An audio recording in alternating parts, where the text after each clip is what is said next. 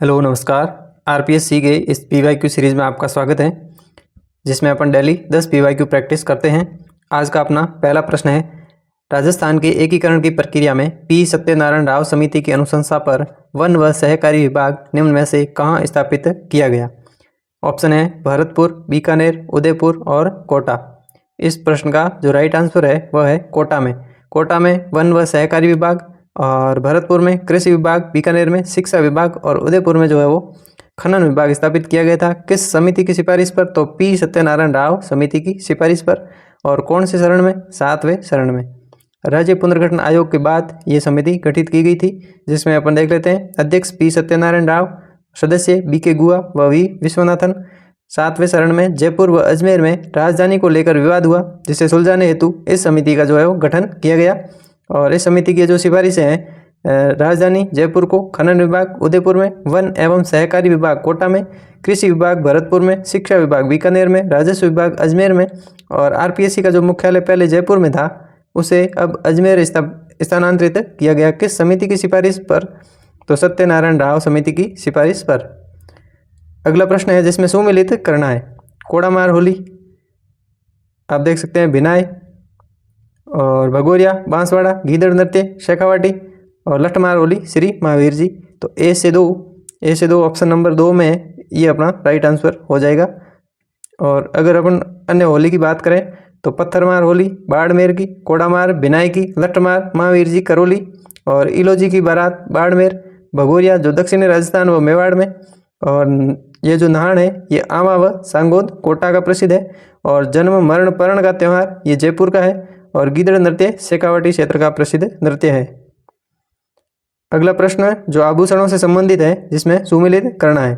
बारी जो कि नाक का आभूषण है, और गजरा हाथ का है, कंदोरा है जो कमर का है, और लंगर ये पाँव का आभूषण है। तो ए से 4 ऑप्शन नंबर 2 में है, यही अपना जो राइट आंसर हो जाएगा। इस तरीके से ये जो सुमिलित करने का प्रश्न था। अगला अपना प्रश्न है, भीलों में पाल किसे कहा जाता है? खेतों को, बस्तियों को, झाड़ियाँ या फिर केलड़ी को। इस प्रश्न का जो राइट आंसर है वो है भीलों के घरों को या फिर बस्तियों को क्या कहते हैं? पाल कहते हैं। अगला जो अपना प्रश्न है वह ये है कि भाई भील जनजाति द्वारा किए जाने वाले गौरी नृत्य के विषय में निम्न में से कौन सा कथन सत्य नहीं है, यानी कि असत्य कथन अपन को बताना है। तो यह एक नाट्य के रूप में किया जाता है। पुरिया इस नृत्य के प्रमुख पात्र हैं। ये परंपरागत रूप से फाल्गुन व चैत्र माह में किया जाता है। इसे राई नृत्य भी कहा जाता है। तो इस प्रश्न में ये जो है ये परंपरागत रूप से फाल्गुन या चैत्र माह में किया जाता है, ये बात अपनी गलत है, क्योंकि ये जो है ये नृत्य रक्षाबंधन के अगले दिन शुरू होकर लगातार ये जो 40 दिन चलता है, और महिलाओं को इस नृत्य में प्रवेश की अनुमति नहीं है, केवल पुरुषों द्वारा किया जाता है, और ये नाट्य के रूप में किया जाता है। इसे राई नृत्य भी कहते हैं, और इसे नृत्यों का सिरमौर कहा जाता है। अगला प्रश्न है, मोरन देवी किस जाति की इष्ट देवी मानी जाती है? ऑप्शन है खारवाल, मेघवाल, लखारा, लहुआर। इस प्रश्न का राइट आंसर है खारवाल जाति की जो इष्ट देवी है वो है मोरन देवी। अगला प्रश्न है, निम्नलिखित में से कौन सा विवाह का प्रकार ग्रासियों में प्रचलित नहीं था? यानी कि ग्रासियों में जितने भी विवाह के प्रकार प्रचलित थे, जो इनमें से कौन सा एक नहीं था? ताड़ना विवाह, मायस, पहरावना, मोड़बंदिया। इस प्रश्न का जो राइट आंसर है वो है मायस विवाह है। ये जो ग्रासिया जनजाति से संबंधित नहीं था। बाकी जो भी है, ताड़ना है, पहरावना, मोड़बंदिया इत्यादि ये जो विवाह है ये ग्रासिया जनजाति से संबंधित है। अगला जो प्रश्न है वो है, राजस्थान में आर्य समाज के संदर्भ में निम्न कथनों पर विचार कीजिए एवं निम्न विकल्पों में से सही उत्तर का चयन करना है। यानी कि इनमें से जो 2 कथन है इनमें से सही उत्तर का चयन अपन को करना है। तो पहला है, दयानंद सरस्वती 1864-65 में राजस्थान आए तथा करौली, कुशलगढ़, जयपुर, दूदू में प्रवचन दिए। वे सन 1881 में पुनः राजस्थान आए एवं बनेड़ा, शाहपुर, उदयपुर व जोधपुर राज्यों में जागरूकता पैदा की। तो ये जो कथन है ये दोनों ही क्या है? सही है।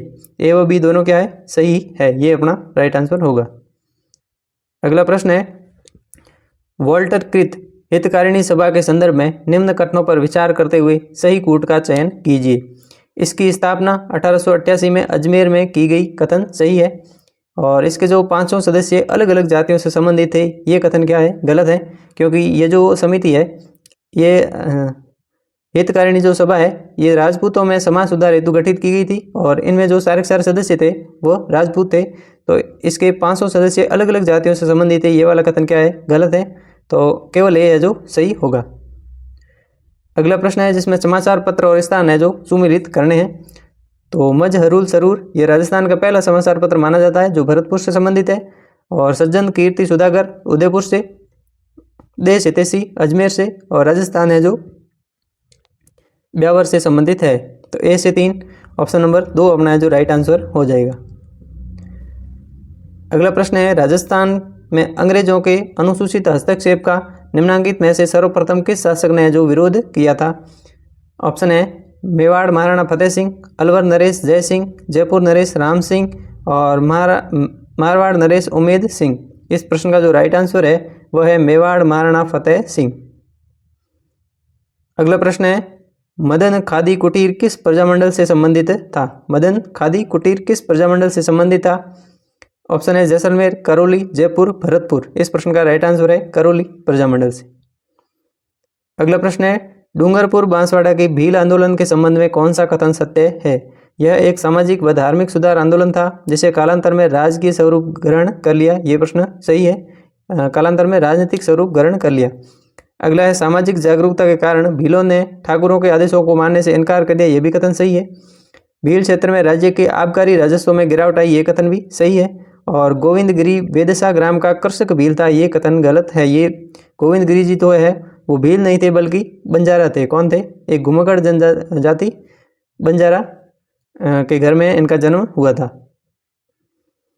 अगला जो प्रश्न है वह है कोटा महाराव के एकीकरण के प्रयासों के प्रति उदयपुर महाराणा का क्या पक्ष था। ऑप्शन है उदयपुर महाराणा कोटा, डूंगरपुर, झालावाड़ रियासतों के साथ संघ नहीं बनाना चाहते थे, ये कथन गलत था। और उदयपुर महाराणा चाहते थे कि नवनिर्मित संघ का उन्हें राज प्रमुख बनाया जाए, ये भी कथन गलत है। उदयपुर महाराणा चाहते थे कि इन रियासतों का विलय मेवाड़ में हो जाए, ये वाला अपना कथन सही है। और अगला है उदयपुर महाराणा के अनुसार राज्य की जनता की राय ली जाए, ये कथन गलत है। इसमें अपना जो सही कथन है वह है ऑप्शन नंबर 3 है जो सही कथन है। तो इस तरीके से आज के इस वीडियो में अपने 10 से ज़्यादा ही प्रश्न जो है वो प्रैक्टिस किए हैं। तो इसी तरीके से अन्य वीडियो के लिए चैनल को सब्सक्राइब करें और वीडियो को लाइक करें। धन्यवाद, मिलते हैं अगले सेशन में।